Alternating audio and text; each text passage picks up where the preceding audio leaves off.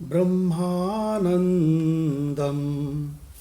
परमसुखदम् ब्रह्मानन्दं परमसुखदं केवलं ज्ञानमूर्तिम् केवलं ज्ञानमूर्तिं द्वन्द्वातीतं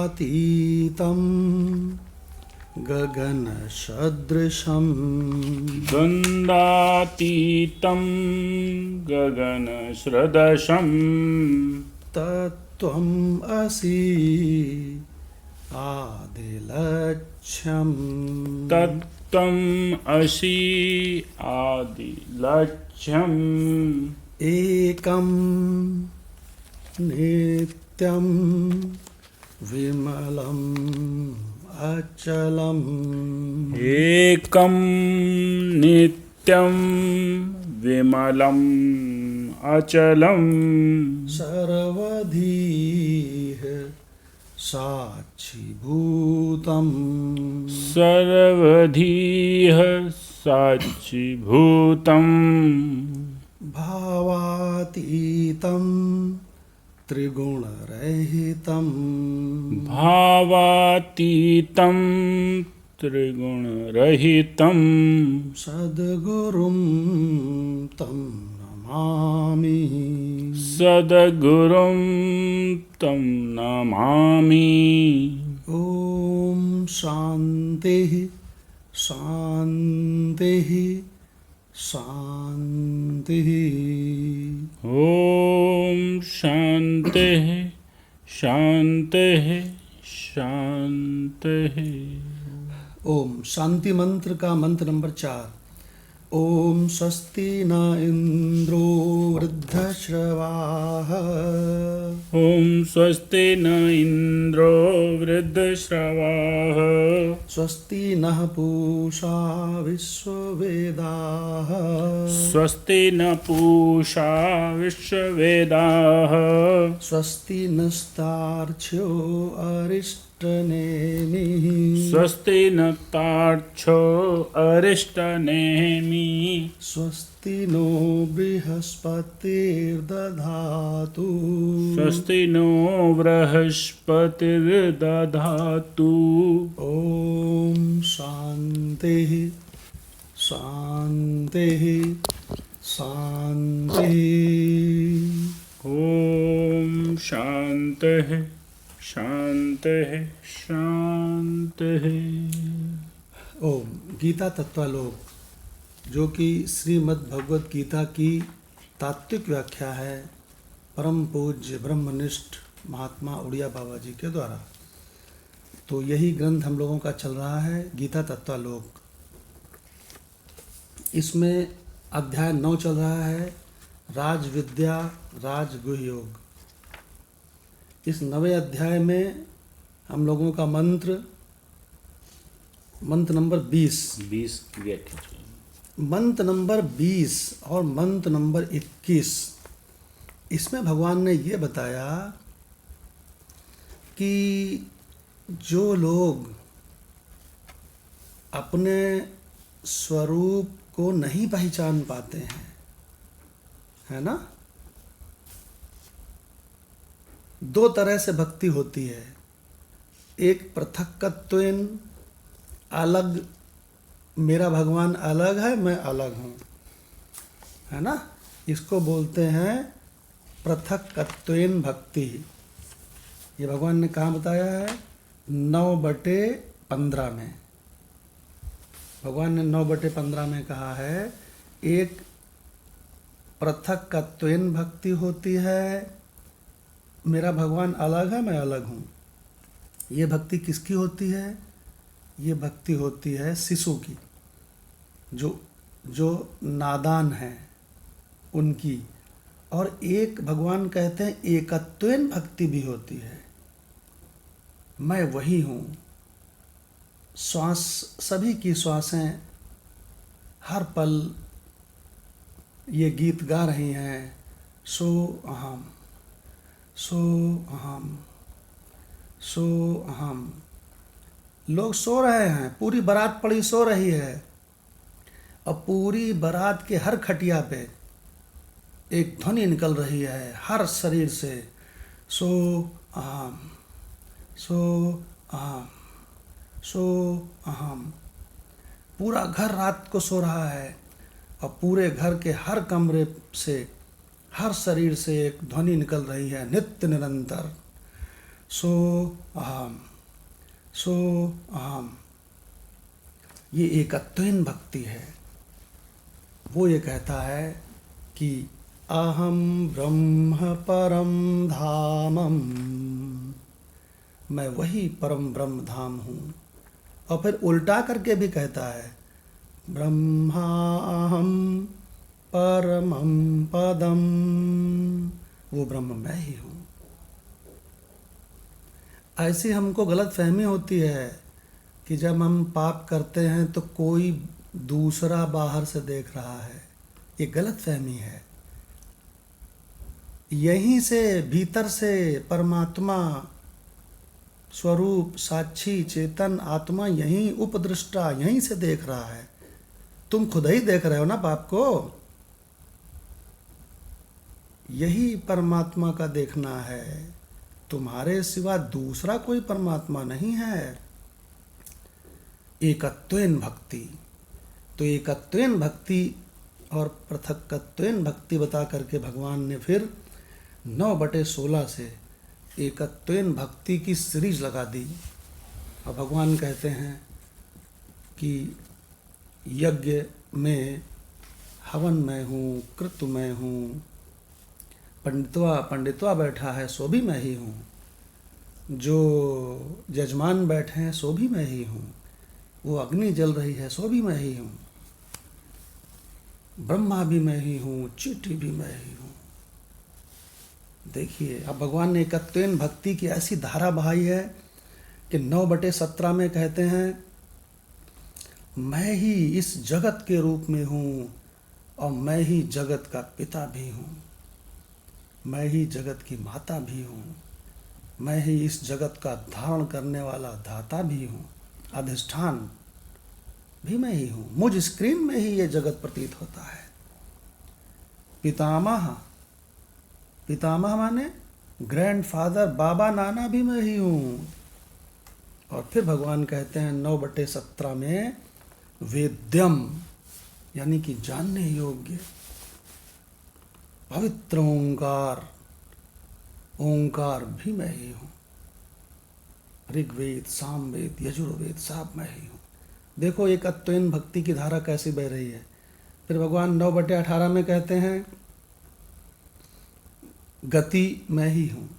अगर किसी की 3 तरह की गति होती है, एक जो पाप करते हैं उनकी अधोगति होती है, वो कुत्ते बनते हैं, सुअर बनते हैं, है ना, इस असत में उनकी नाली के कीड़े बनते हैं, काकरोच बनते हैं, है ना, कनखजूरा बनते हैं, पशु पक्षी नीची योनियों में, ये अधोगति हो गई। और ऊर्ध्वगति क्या होती है?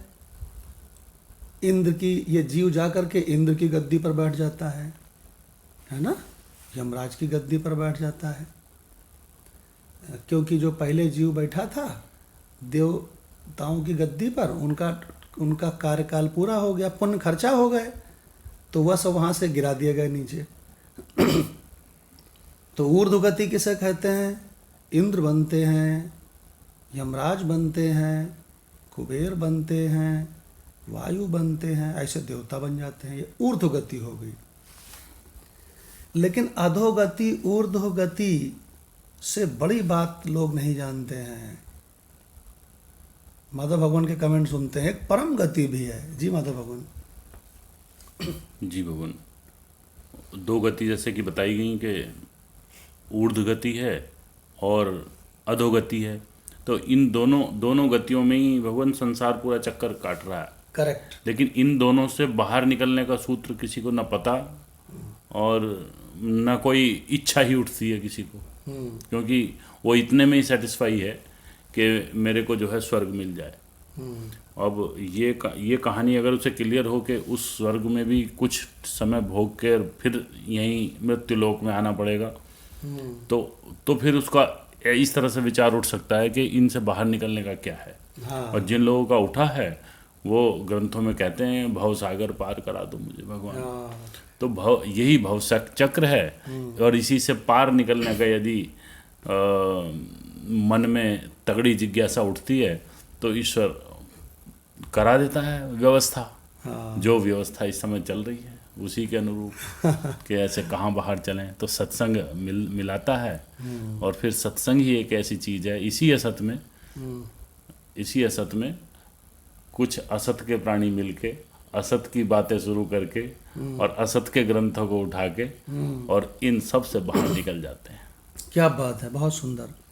तो इसका मतलब 3 तरह की गति है, एक अधोगति है, एक ऊर्ध्वगति है, पूरा संसार इसी में फंसा पड़ा है। तो अर्जुन कहता है भगवान कृष्ण से कि हम अच्छा करें, पुण्य करें खूब, अब इससे बढ़िया क्या करें। तो भगवान कहते हैं तब भी फंसे रहोगे। तो अर्जुन कहता है फिर और हम क्या करें। तो भगवान कहते हैं इसीलिए भगवत गीता है। सब चकराते हैं, ऊपर नीचे सब चकराते हैं, आते जाते चकरा रहे हैं सारे जीव और निकलना चाहते हैं। और जो भक्ति करता है ना वो भगवान से कहता है हमारे सारे शोक मिटा दो। हम जिनसे प्रेम करते हैं कौनो न मरे। अरे ऐसा कैसे होगा, शरीर कैसे नहीं मरेगा। जो जन्मा सो मरा, जो बरा सो बुताना, मतलब जो जला सो बुझा, और जो फरा सो झरा। जब फल लगा तो समझो गिरेगा जरूर। तो भगवान कहते हैं कि इसके अलावा एक परम गति भी होती है। ऊर्ध्वगति अधोगति के अलावा एक परम गति भी होती है। परम गति माने परमात्मा स्वरूप।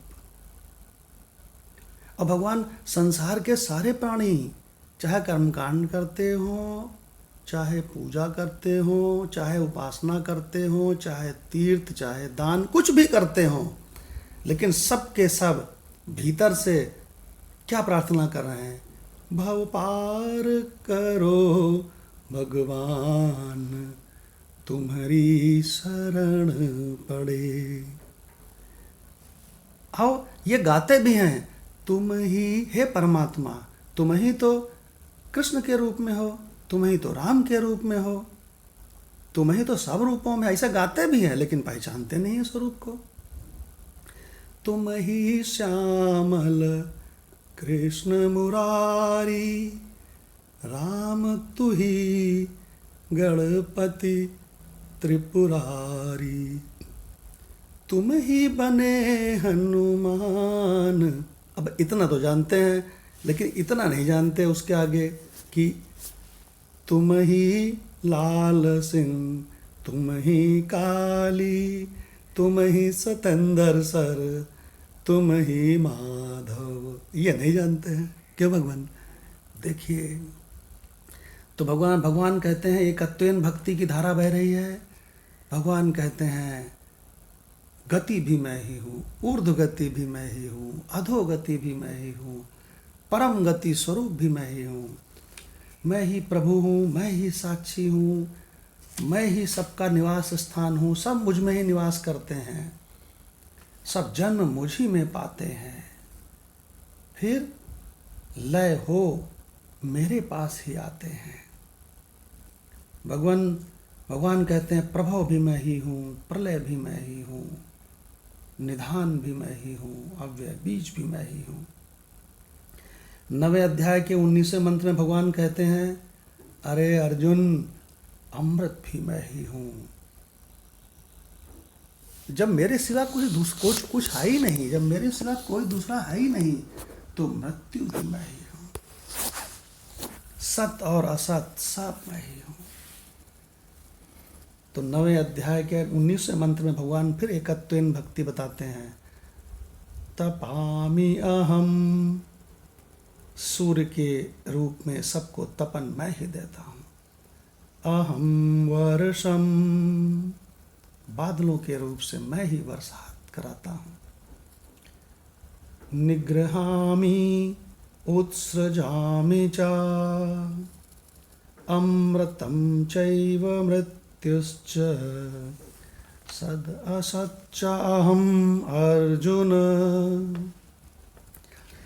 अब भगवान कहते हैं जो इस एकत्व को इसको नहीं पहचानता है, तो भगवान कहते हैं, भगवान अब यहाँ से खिल्ली उड़ाते हैं उसकी।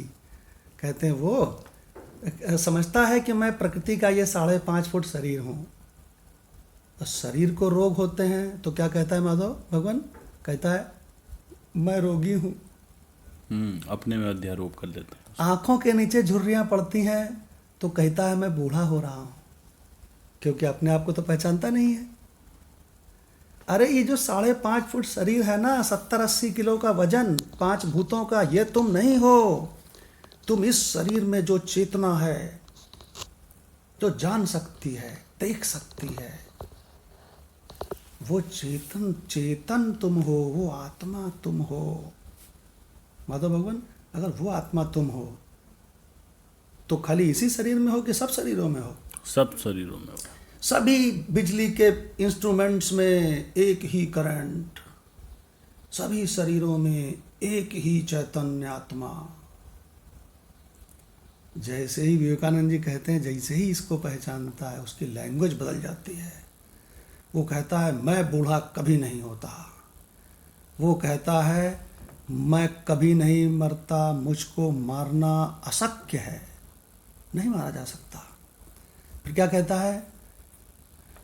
मेरो ही ध्यान धरें विधि हरिहर। ब्रह्मा विष्णु महेश मेरा ही तो ध्यान करते हैं। और मुनिजन साहस 88 रे।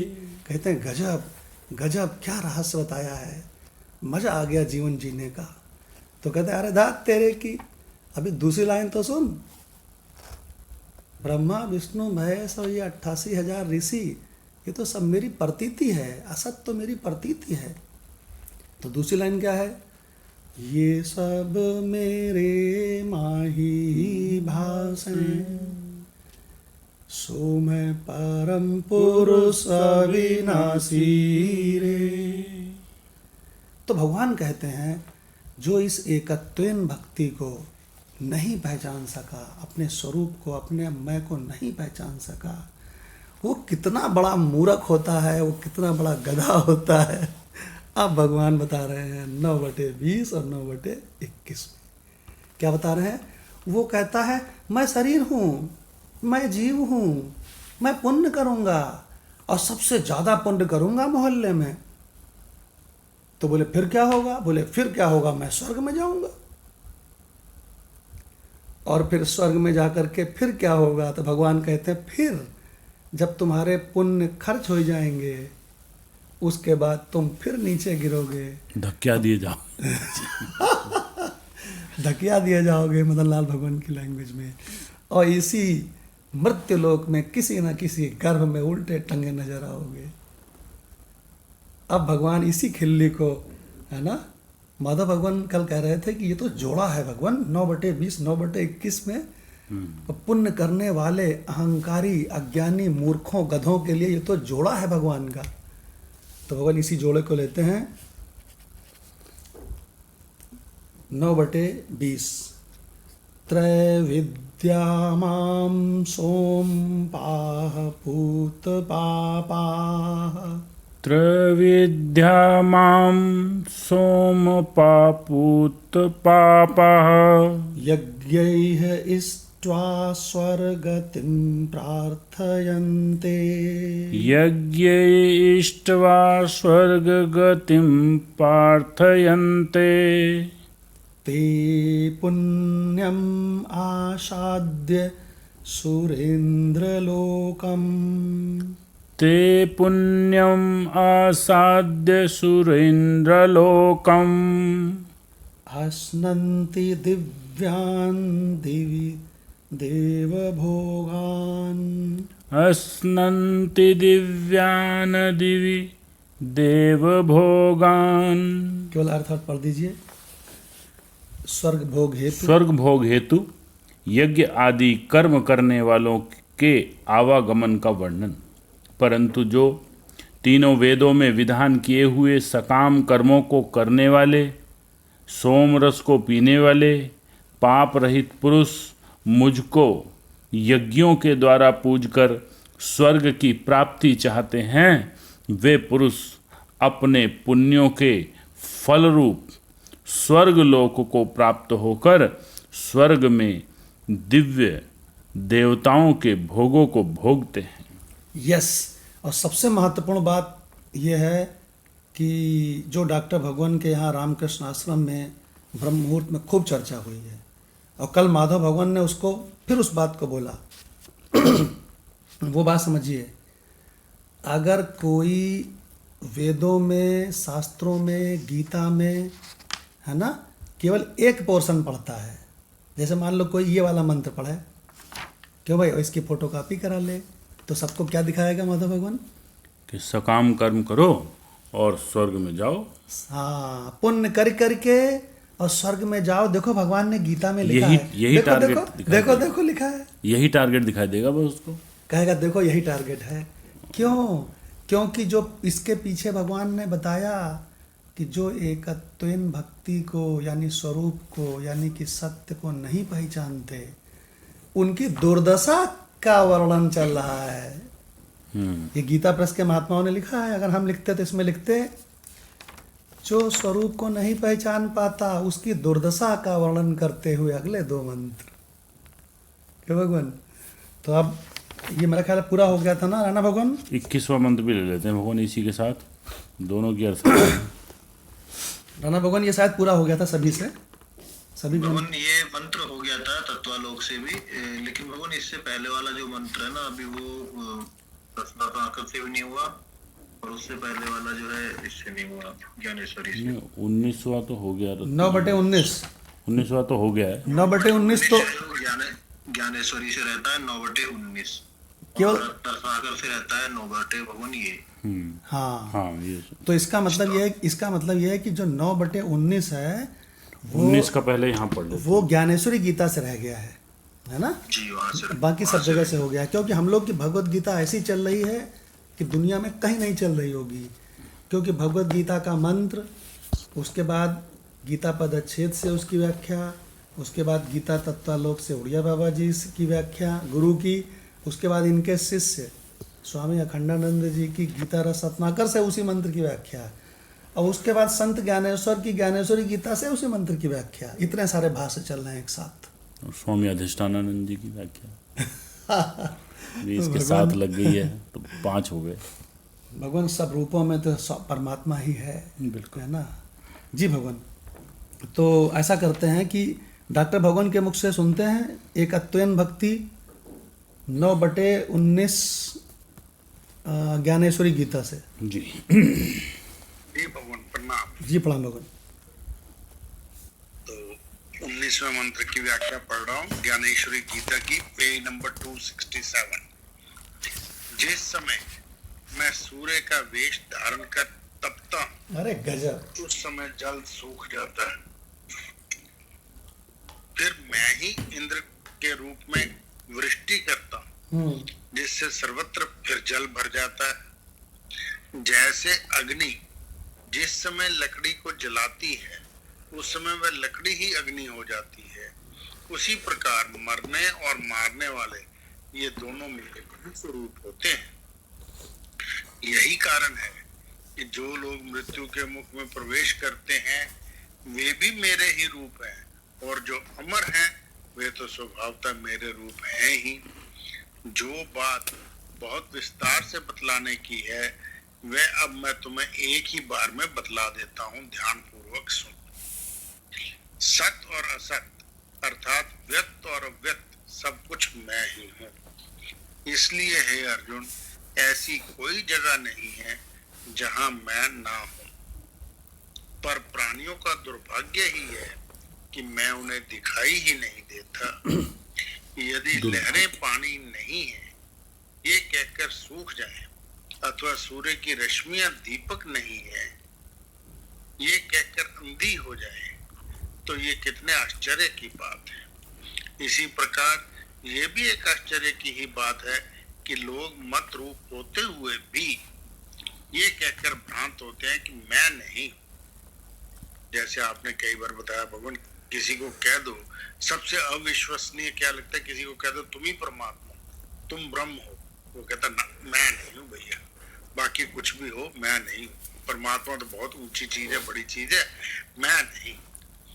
इस सारे जगत के अंदर और बाहर केवल मैं ही, और ये समस्त विश्व मेरी ही मूर्ति।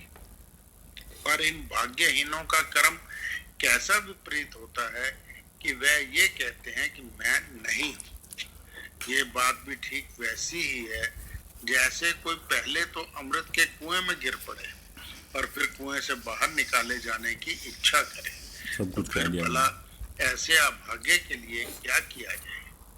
हे किरीटी, जैसे कोई अंधा कौर भर अन्न के लिए दर दर की ठोकरें खाता रहता है और अपने अंधेपन के कारण पैर में लगने वाले चिंतामणि को ठुकरा देता है, वैसी ही दशा ज्ञान विहीन जीवों की भी होती है। इसीलिए व्यक्ति को जो कुछ करना चाहिए वह उससे ज्ञान अभाव के कारण नहीं हो सकता।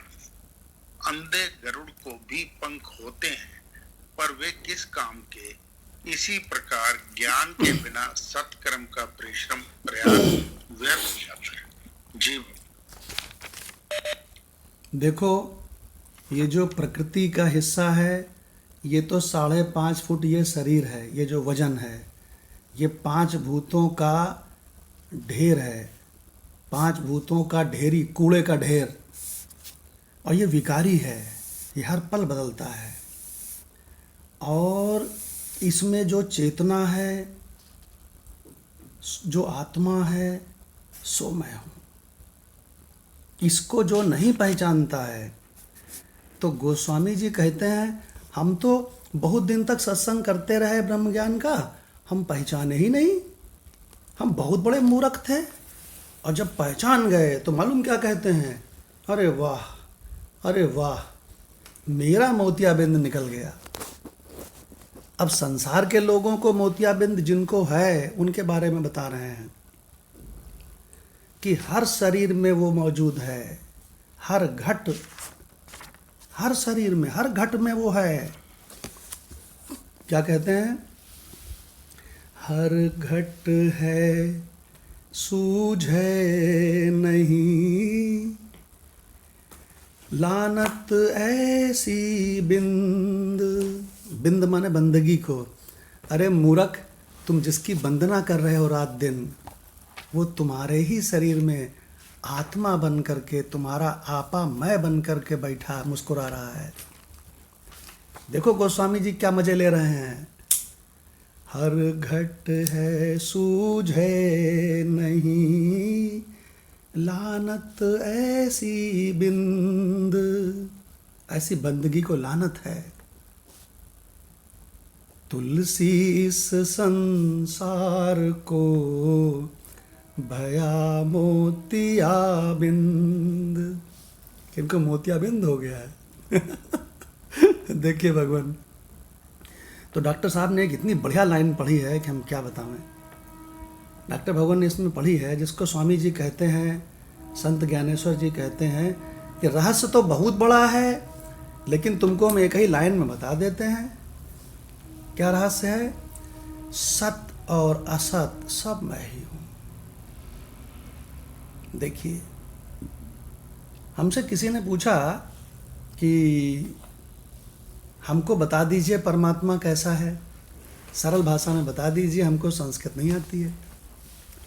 तो हमने कहा परमात्मा निर्गुण निराकार भी है और परमात्मा सगुण साकार भी है। तो बोले ये क्या बात हुई? तो हमने कहा परमात्मा जो निर्गुण निराकार है वो तो उसका वास्तविक स्वरूप है, हमेशा ज्यों का त्यों रहता है। लेकिन जो अपनी माया से, अपने संकल्प से इस जादू के रूप में अनेक दिख रहा है, ये जो हम लोग बात कर रहे हैं अनेक रूपों में, इस रूप में वो सगुण साकार है। तुम बताओ तुमको कौन सा चाहिए।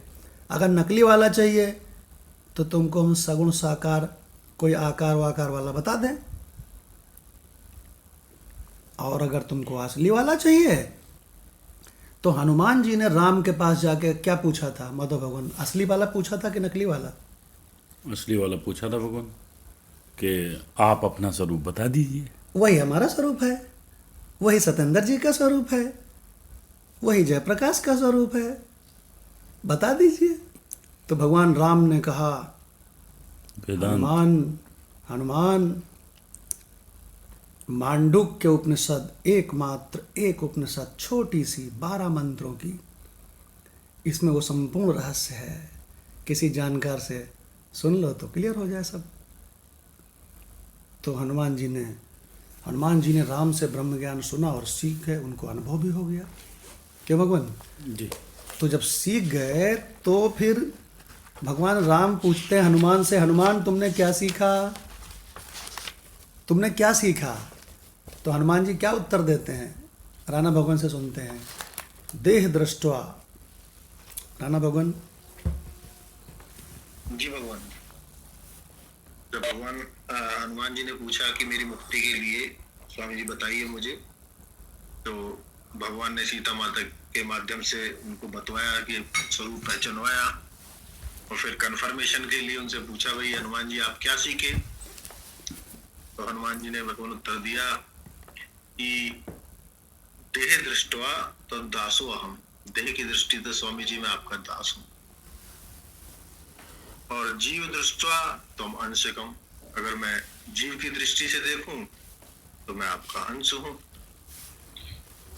वस्तु तस्तु तुम एव अहम, और मैं वस्तु की दृष्टि से देखूं, स्वरूप की दृष्टि से देखूं, अपने वास्तविक स्वरूप को की दृष्टि से देखूं, जो आप हैं वही मैं हूं। इति में निश्चला मति, ये मेरी मति बिल्कुल निश्चित है, मेरा निश्चय हो चुका है कि स्वरूप की दृष्टि से मेरे और आप में कोई अंतर नहीं है। वस्तुतः मैं और आप कह ही रहा हूँ, हम दोनों दो नहीं एक ही है, एक ही जीव। क्या बात है। अब डॉक्टर भगवान का बड़ा प्रिय मंत्र है, तो डॉक्टर भगवान से भी इस पे 2 लाइन सुनते हैं कि हनुमान जी को जब बोध हो गया, एकदम क्लियर हो गया मैं कौन हूँ, तो राम जी ने पूछा कि हनुमान तुम क्या समझे? तो हनुमान जी क्या बढ़िया बताते हैं, डॉक्टर भगवान के मुख से सुनते हैं। जी भगवान। जी भगवान, हनुमान जी जो बताते हैं वो असल में संसार के अज्ञान से ज्ञान तक जाने की सारी स्टेजेस हैं। पहली स्टेज परम अज्ञानी की है, जो कहता है, जो देह को ही अपना मानता है, तो वो कहते हैं देह दृष्टि से मैं आपका दास हूँ। सारी भगवान की आरतियां जो अज्ञानी गाते हैं उसमें वो यही कहते हैं, मैं मूर्ख खलकामी, मैं सेवक तुम्हारा, मैं दास तुम्हारा। तो वो सारी उसी तरह की हैं, वो केवल और केवल देह दृष्टि तक सीमित हैं, उनको उससे आगे कुछ नहीं मालूम है। फिर दूसरा कहते हैं कि जीव भाव से मैं तुम्हारा अंश हूँ, जैसे कहते हैं कि चिदाभास है वो है, तो वो थोड़ा ज्ञान की तरफ बढ़ गया, जिज्ञासु है, और वो जीव भाव को समझने लगा कि एक जीव होता है जिसमें चेतना का प्रतिबिंब होता है, वो है, उस प्रतिबिंब को समझने लग गया। तीसरी स्टेज आ गई कि जब वो ज्ञानी हो गया, जब उसे पता चल गया कि मैं क्या हूँ, आत्मा ही वही तत्व है जो परमात्मा का तत्व है, यानी परमात्मा और आत्मा एक ही है, तब वो कहता है कि तत्वतः हम दोनों एक ही हैं। जब तक ये चीज नहीं जानता तो ऊपर की लाइन में दोनों पदों में वो अज्ञान की दशा है, और तीसरे में ये ज्ञान की पराकाष्ठा हो गई। भाई इससे ऊपर कुछ हो ही नहीं सकता, इससे ऊपर यूं भी नहीं कुछ हो सकता भगवान, क्योंकि जैसे कहते संसार में कोई भी किसी भी तरह की, आप किसी तरह की विद्या की ले लो, पीएचडी कर लो, तो ऐसे ऐसे लोग मिलेंगे जिन्होंने एक सब्जेक्ट में पीएचडी की हो, 2 में की हो, 4 में की हो, 6 में पीएचडी कर ली हो, पर सीमा कोई नहीं है। अब धन की ले लो, अनिल अंबानी हो, मुकेश अंबानी हो, आपको यूएस में कोई और मिल जाएंगे, कोई और मिल जाएंगे, पैसे की कोई सीमा नहीं, पद की कोई सीमा नहीं है। मोदी है, यूएस का प्रेसिडेंट है, रशिया का प्रेसिडेंट है, कोई भी है, परंतु ब्रह्म ज्ञान में हम भी जो अपने से सीनियर ब्रह्म ज्ञानी को रिस्पेक्ट देते हैं वो देह दृष्टि से देते हैं। अरे वाह। अदरवाइज मेरे हिसाब से जो आपके भी गुरु भगवान, हमारे गुरु भगवान श्री एन.के. द्विवेदी थे या श्रीकांत द्विवेदी है, या आज हम सब भी डंके की चोट सके, हम सब एक ही हैं, कोई अंतर नहीं, और इससे ऊपर कोई जा ही नहीं सकता। मतलब इससे ऊपर कुछ नहीं है, यही अल्टीमेट है, इसके ऊपर कुछ नहीं है, तो सीमा आ गई, इसके ऊपर कुछ नहीं हो सकता, ये ज्ञान की पराकाष्ठा है। तो हनुमान जी ने ये कह दिया तीसरे पद में कि तत्वतः हम एक ही हैं, यही मेरी निश्चला मति है, अब इस मति को कोई डिगा नहीं सकता। जी क्या बात है, डॉक्टर भगवान ने कितना बढ़िया बताया कि ये सीढ़ियाँ हैं। सबसे नीचे वाली सीढ़ी है कि मैं शरीर हूँ, और उसके ऊपर की सीढ़ी है कि मैं जीव हूँ, और उसके ऊपर टॉप वाली सीढ़ी पर जहाँ छत पे पहुँच गए वहाँ क्या है, मैं वही हूँ। तो भैया कौन सी सीढ़ी में हो, अपनी डायरी में डेट डाल के लिख लेना, हमको हम लोगों को बताना नहीं, लेकिन खुद लिख लेना। तो ये मुक्तिका उपनिषद में प्रसंग है, एक ऐसा ग्रंथ है जिसमें 70 उपनिषदों का सारांश स्वामी हंसानंद जी ने लिखा है। भगवान 70 उपनिषदों का सारांश, तो उसी में एक उपनिषद है, लास्ट उपनिषद है मुक्तिका उपनिषद। उसमें हनुमान जी ने जब राम से जाके पूछा है तो भगवान राम क्या कहते हैं, वेदांते सुप्रतिष्ठो अहम। हे हनुमान, मैं वेदांत में सुप्रतिष्ठित हूँ, अच्छी प्रकार से प्रतिष्ठित हूँ। भगवान लिखने लायक मंत्र है, इसमें YouTube में एक वीडियो भेज देंगे।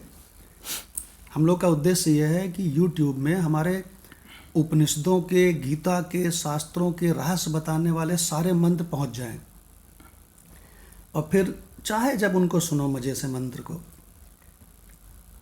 किताब उठाने की जरूरत नहीं है। तो भगवान इसमें क्या कहते हैं, भगवान राम क्या कह रहे हैं, वेदांते, वेदांते जहाँ पर एक की मात्रा है वहाँ उसका अर्थ होता है में, वेदांते, वेदांत में, सुप्रतिष्ठो अहम, मैं राम अच्छी प्रकार से प्रतिष्ठित हूँ। फिर आगे क्या कहते हैं, इसलिए हे हनुमान वेदांतम समुपाश्रयाः, इसलिए वेदांत का आश्रय लो।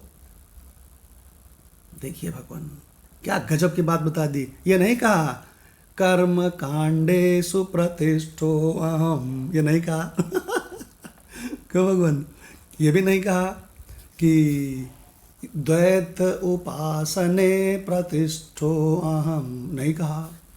क्या कहा, वेदांते सुप्रतिष्ठो अहम, उसमें भी सु लगाया है। हाँ, सु माने अच्छी प्रकार से प्रतिष्ठित हूँ।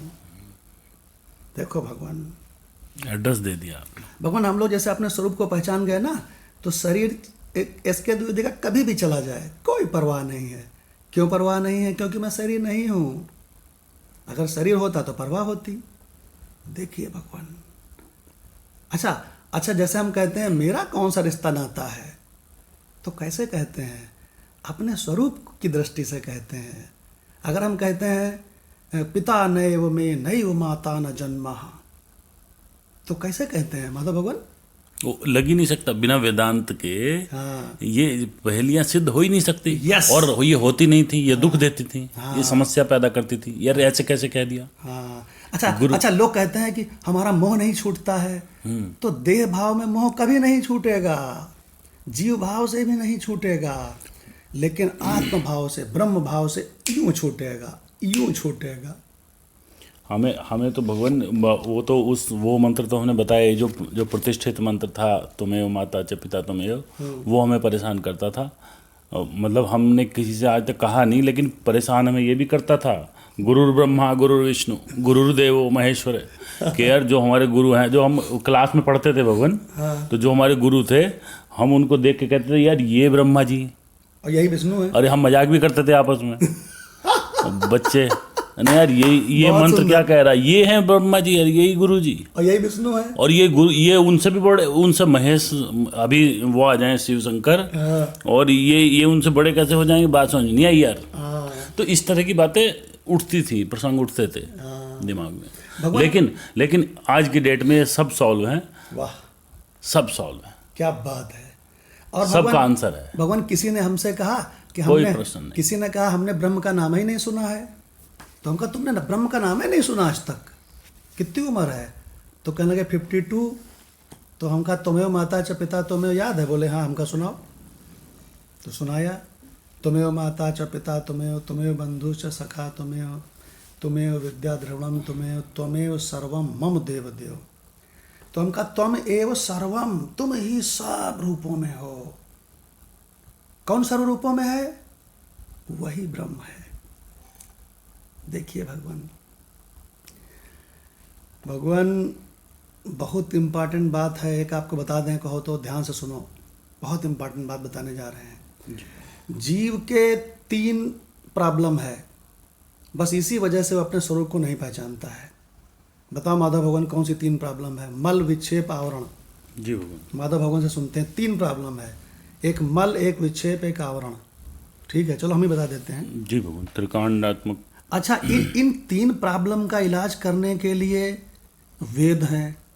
क्यों? वेद में 3 ही इलाज हैं, बिल्कुल। एक निष्काम कर्मकांड, एक निष्काम उपासना, एक निष्काम, और इसके बाद निष्काम कर्मकांड, निष्काम उपासना के बाद ज्ञान तीसरा। बस यही 3 वेद में इलाज हैं। तो वेद तो कहता है 3 इलाज करो। ठीक है, ध्यान से सुनना, बहुत भारी रहस्य है। वेद तो कहता है 3 इलाज करो, 3 कोर्स करने पड़ेंगे, तब तो अपने आत्मस्वरूप को पहचानोगे। लेकिन भगवान कृष्ण जब प्रकट हुए 16 कलाओं के पर ब्रह्म, तो उन्होंने कहा बैक वेद के ऐसी की तैसी।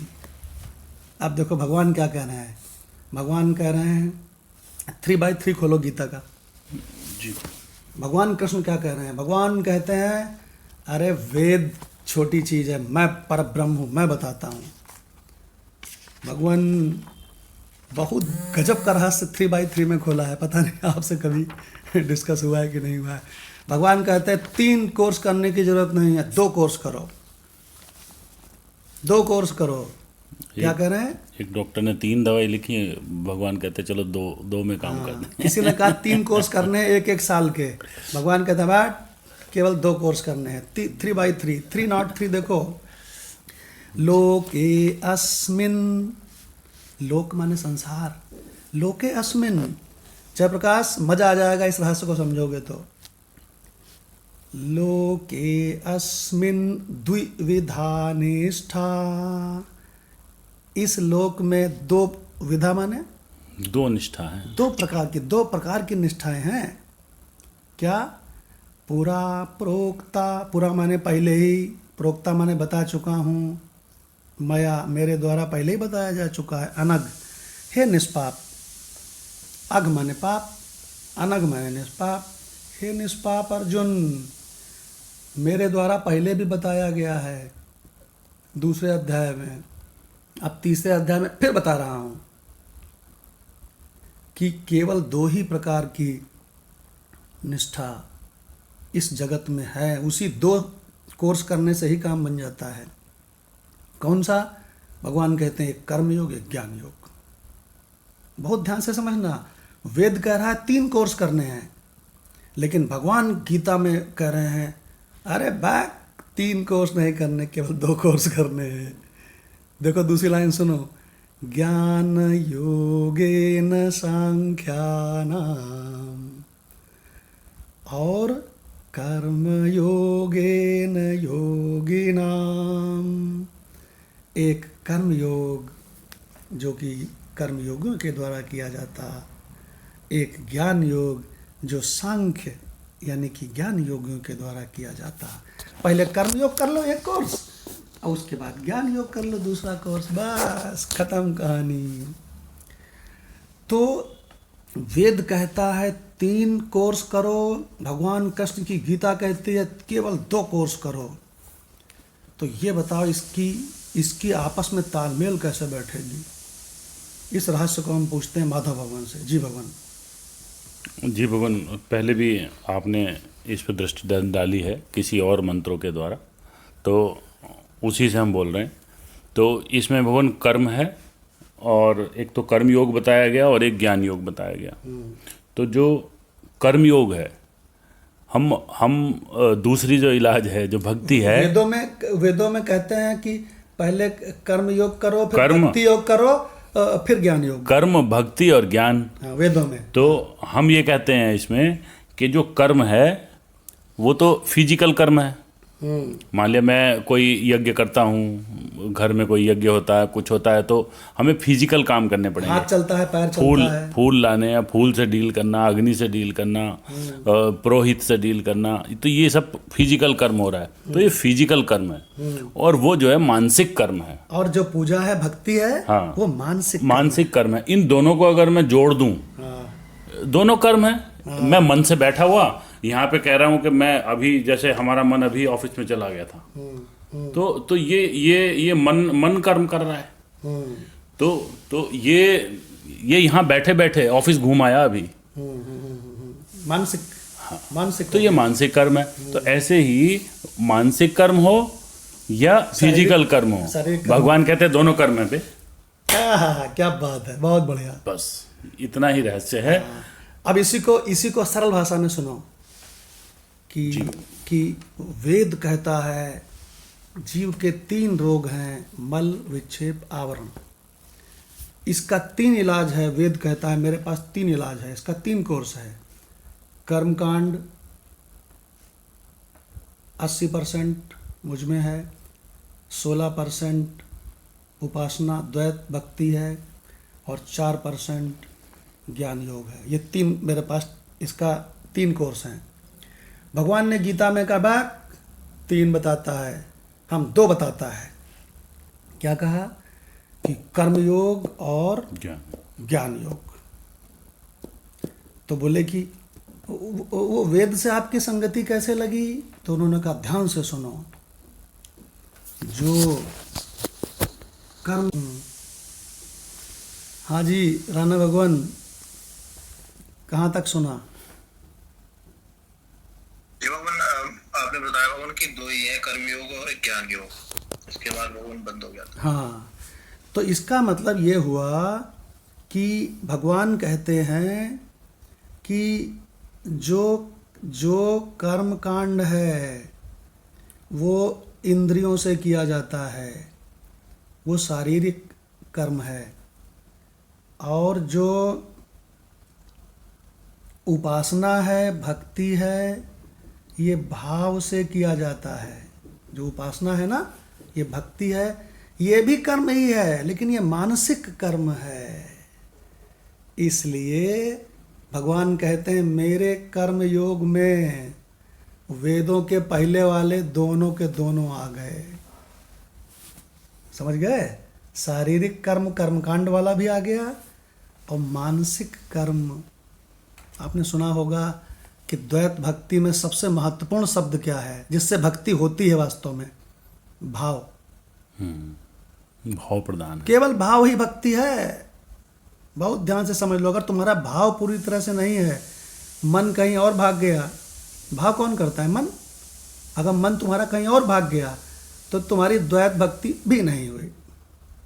लो बेटा, देखो क्या बढ़िया बात है।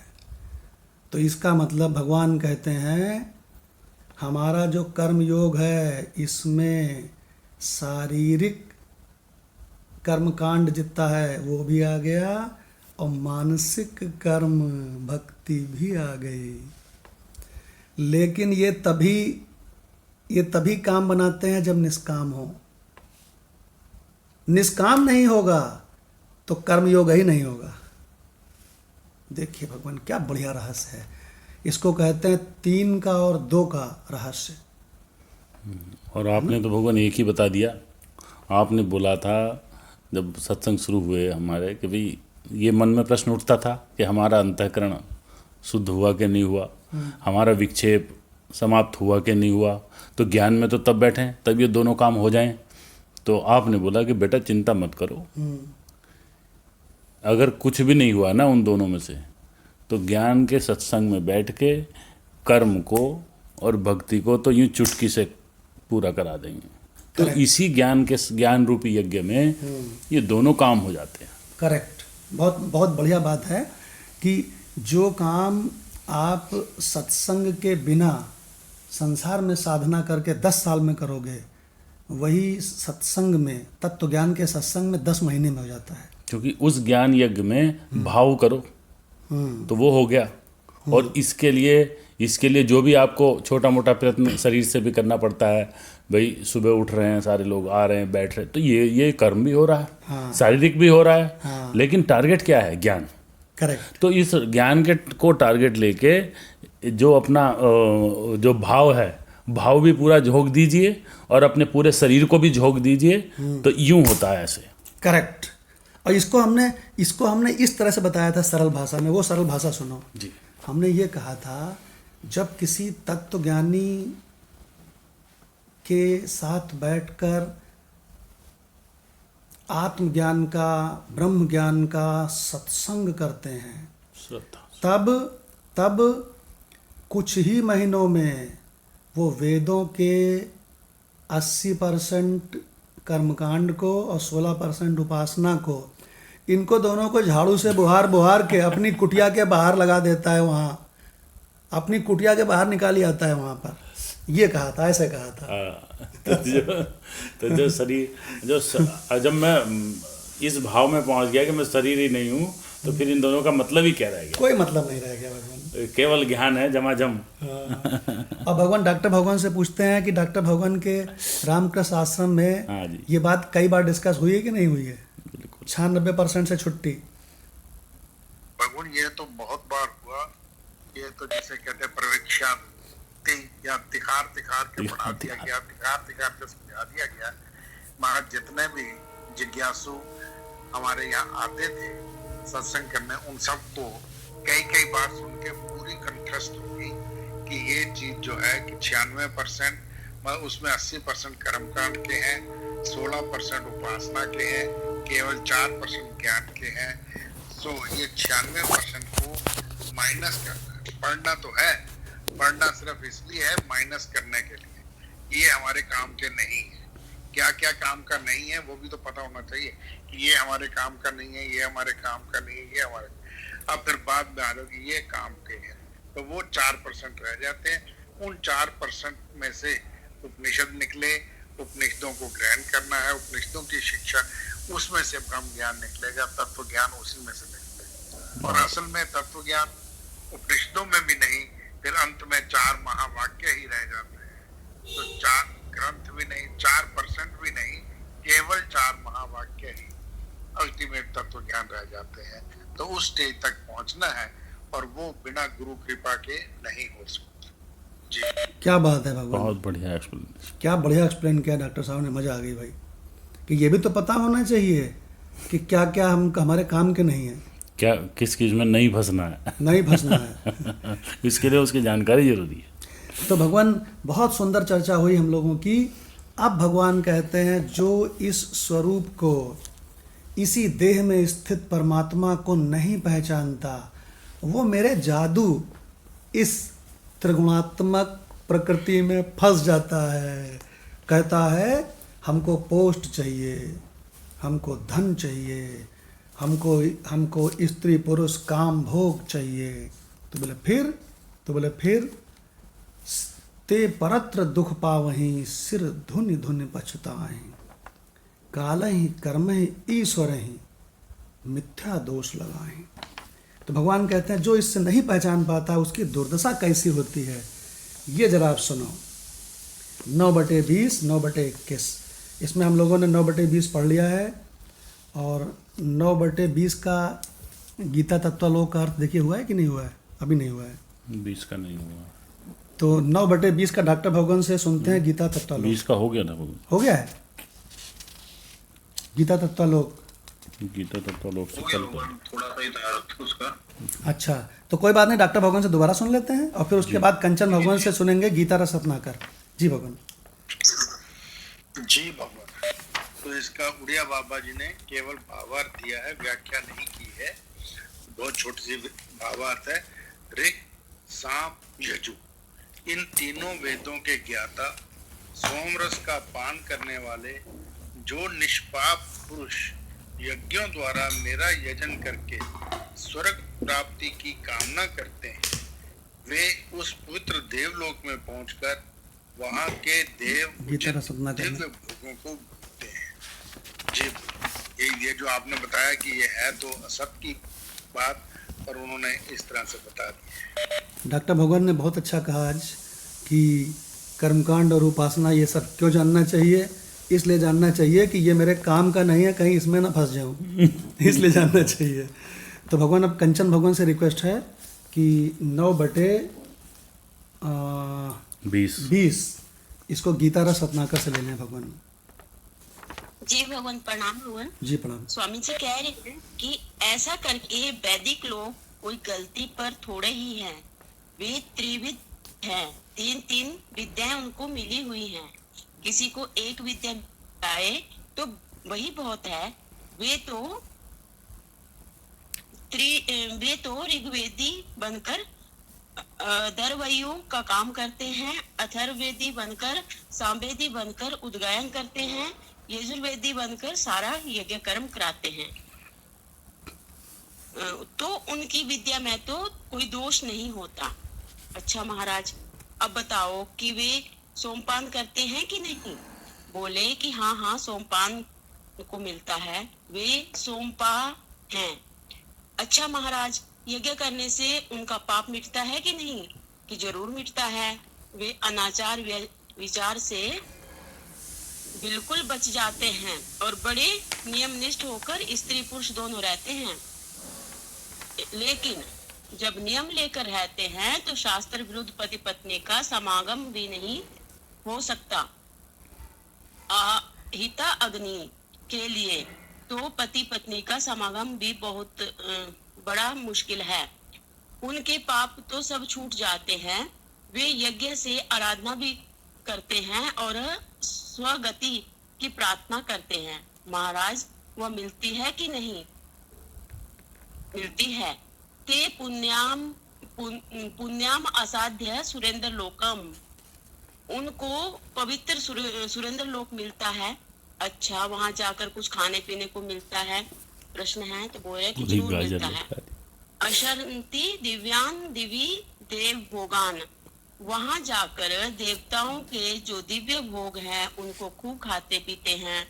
महाराज, फिर तो बहुत बढ़िया है, आओ यज्ञ करें और वहां जाएं। भगवान बोले कि बस एक ही बात ध्यान में रखो, जब आदमी होटल में जाता है तो वहां जितना पैसा जमा करता है उसी के अनुसार कमरा और खाने को मिलता है। यहाँ तक कि सुरा सुंदरी भी मिलती है, परंतु पैसा खत्म होते ही क्या होता है तो भगवान अगले मंत्र में बताएंगे। जी भगवान। गजब, क्या भयंकर इशारा कर दिया स्वामी जी ने सरल शब्दों में कि जितना तुम पैसा खर्चा करोगे उतना ही तुम वहाँ जा कर के एंजॉय कर सकते हो, और जहाँ पैसा ख़त्म तहाँ होटल वाला कहेगा निकल लो। भगवान देखिए, हाँ, हमारे मदन लाल भगवान तो कहते हैं कि वो धकिया देता है, कहता जाओ अब अगला कस्टमर आ गया है। तो भगवान ज्ञानेश्वरी गीता से भी इसका अर्थ सुनते हैं लाल सिंह भगवान के मुख से। जी भगवान।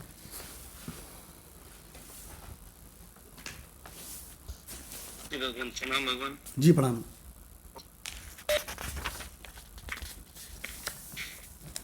ये 19वां श्लोक है। 20वां है भगवान। 20वां, सॉरी।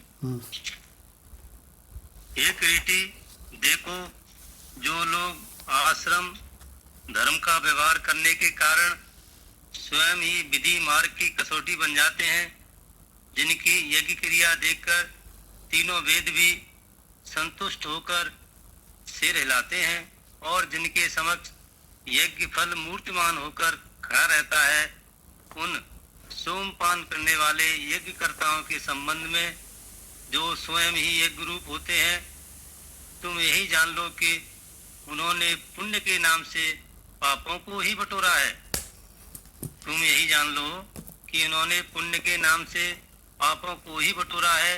कारण कि वे लोग तीनों वेदों का पठन करके और सैकड़ों यज्ञों का संपादन करके उस मुझको बुला बैठते हैं, लो, जिसको समस्त यज्ञ पहुंचते हैं, और भूलकर वे लोग स्वर्ग सुख की इच्छा करते हैं।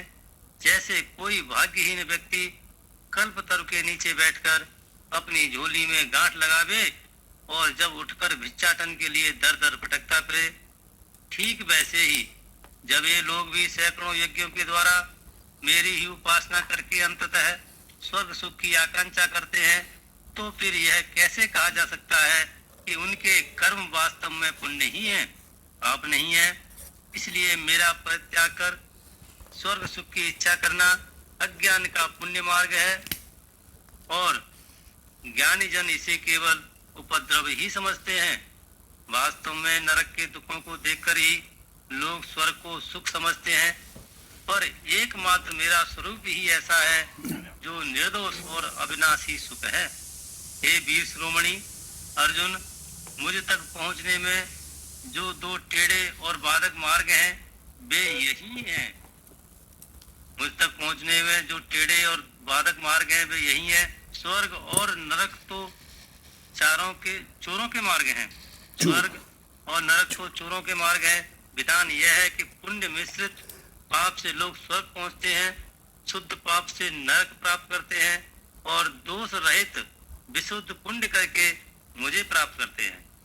हे पांडुसुत, मुझ में रहते हुए भी जिस कर्म के कारण लोग मुझे प्राप्त नहीं कर सकते, उसी कर्म को पुण्य कहने वाली जिह्वा के क्या सहस्रों टुकड़े नहीं हो जाएंगे? पर ये दूसरे विषय की बात है, और अब इन्हें जाने दो, अब अपने विषय में ध्यान दो। इस प्रकार ये यज्ञ के कर्ता यज्ञ के द्वारा मेरा यजन करके स्वर्ग के सुख को भोगने की याचना करते हैं, और फिर अपने उस पाप रूपी पुण्य की सामर्थ्य से जिससे कभी मेरी प्राप्ति नहीं हो सकती, वे लोग स्वर्ग लोक प्राप्त करते हैं।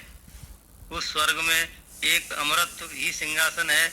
वहाँ बैठने के लिए ऐरावत और रहने के लिए अमरावती नामक राजधानी है। वहाँ महासिद्धियों के भंडार हैं, अमृत के कुंड हैं, और झुंड के झुंड कामधेनु हैं। वहाँ परिचर्चा के लिए नित्य देवता लोग उपस्थित रहते हैं। धरती पर चिंतामणि के फर्श बने हुए हैं, और क्रीड़ा के लिए चतुर्दिक कल्प वृक्षों के बगीचे हैं।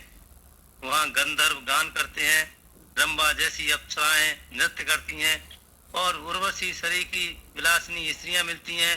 वहाँ शयन कक्ष में स्वयं मदन सेवा करता है, आंगन का सिंचन स्वयं चंद्रमा करता है, और पवन जैसे सेवक दौड़ धूप कर सब काम करते हैं। वहाँ ऐसे स्वस्थ वाचन करने वाले ब्राह्मण होते हैं, जिनमें प्रमुख रूप से बृहस्पति हैं। वहाँ चरणों का काम करने के लिए बहुत तेरे देवता उपस्थित रहते हैं। वहाँ सरदारों की भांति पंक्तिबद्ध होकर खड़े रहने वाले लोकपाल रहते हैं, तथा उच्च सभा जैसा कोतवाल घोड़ा है। कहने का अभिप्राय यह है कि जिस समय तक उनकी गांठ में पुण्य रहता है, उस समय तक वे इंद्र के सुख के सदस्य इसी प्रकार के अनेक सुखों का उपभोग करते हैं। जी भगवान। लेकिन जैसे ही पुण्यों के डॉलर खत्म हुए, वैसे ही ऐसे स्वर्ग से ढकेल दिया जाता है, और फिर वो इसी मृत्यु लोक में किसी माता के गर्भ में गूगल सर्च करता है कि कौन से गर्भ में जाना चाहिए, और माता के गर्भ में उल्टा आकर के और रौरव नरक में उल्टा लटक जाता है। रौरव नरक क्यों? एक आर्टिफिशियल गर्भ बनाओ और उसमें चारों तरफ से एक थैली, और उस थैली में उल्टा लटका दिया जाए आपको, और एक नली से आपको खाना भेजा जाए, और उस जिस थैली में आपको लटकाया गया है उल्टा, उसके चारों ओर तरह तरह के रक्त, तरह तरह के द्रव्य और सब भरे हुए हों। आप उल्टा लटके हो, आपकी सांस नली से चल रही हो, और इस तरह तक महीनों रहना पड़े। अरे बाप रे बाप! गर्भ गीता पढ़ लेना, 5 रुपया की आती है। रेलवे स्टेशन में बहुत मिलती है। रेलवे स्टेशन में गर्भ गीता मिलती है 5 रुपए की। वो भी भगवान के साथ अर्जुन का संवाद है। हाँ, और भगवान गर्भ इतना भयंकर रौरव नरक है कि हम क्या बताएं। तो ये कब मिला? कहीं वो जो हम स्वर्ग भोग के आए उसके बाद मिला। अब भगवान अगले मंत्र में कहते हैं, जो जैसे ही तुम्हारे पुण्य खर्चा हुए वैसे ही फिर तुमको वहाँ से कैसे ढकेला जाता है। अब इस रहस्य को सुनो। 9/21 जी। 9/21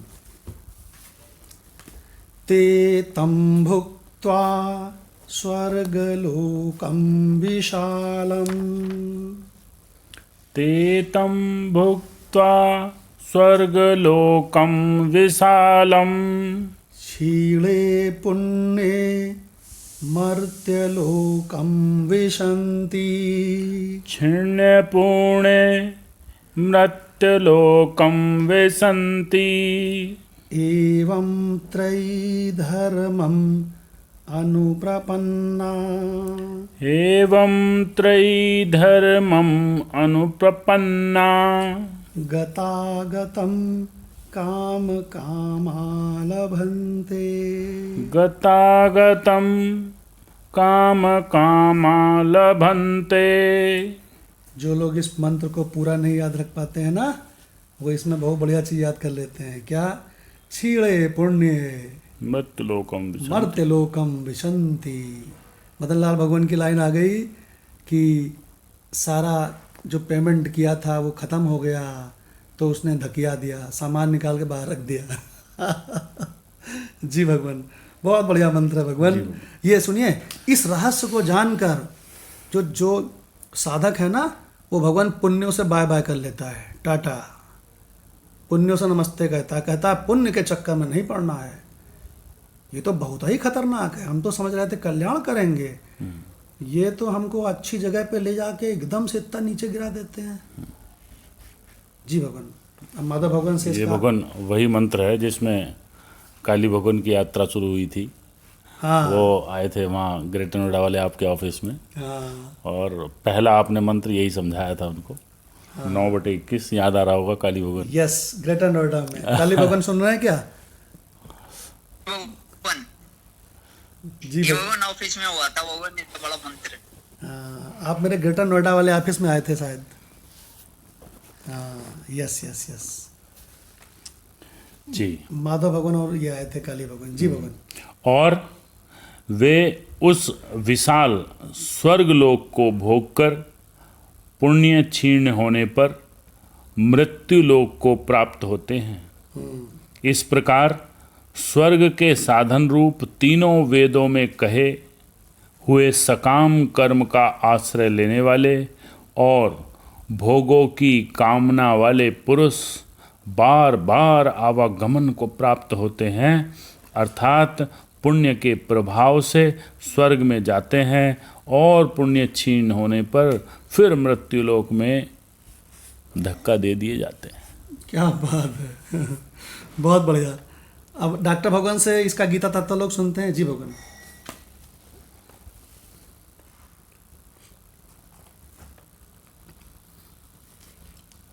डॉक्टर भगवान का माइक ऑन नहीं हो रहा है, तो राणा भगवान से सुन लेते हैं। राणा भगवान, आप ट्राई करें। जी भगवान। गीता तत्वालोक 9/21। तत्वलोक। जी भगवान। भावार्थ है कि उन विशाल स्वर्गलोक को भोगकर पुण्य क्षीण होने पर वे पुनः मर्त्यलोक में आ जाते हैं। इस प्रकार त्रैधर्म का अनुसरण करने वाले वे भोग कामी पुरुष आवागमन के चक्कर में पड़े रहते हैं, चकराते रहते हैं। व्याख्या है भगवान की तात्पर्य है किसी भी प्रकार की कामना रहते हुए शांति नहीं मिलती। बहुत बढ़िया। शांति तो कामनाहीन पुरुष को ही मिलती है, किंतु निष्कामता है कठिन। लोगों को लौकिक भोगों की कामना नहीं रहती तो अलौकिक भोग और सिद्धियों की कामना होने लगती है। वैराग्य तो ईश्वर और बोधवान को भी नहीं होता। प्रश्न है, ईश्वर और बोधवान को भी वैराग्य क्यों नहीं होता? ईश्वर का यदि ऐश्वर्य में वैराग्य हो जाए और वह उसे त्याग दे तो ईश्वरता ही नहीं रहेगी। क्या बात है। ऐश्वर्य के कारण ही तो ईश्वर की ईश्वरता है और बोधवान की दृष्टि में किसी वस्तु की सत्ता ही नहीं अरे होती, गजब है तो गजब। फिर वैराग्य किससे करेगा? ओहो, क्या बात है भाई। अथवा वह सबको अपना स्वरूप ही देखता है। इसलिए राग या वैराग्य का उसके लिए कोई प्रसंग ही नहीं बनता। गजब रे गजब।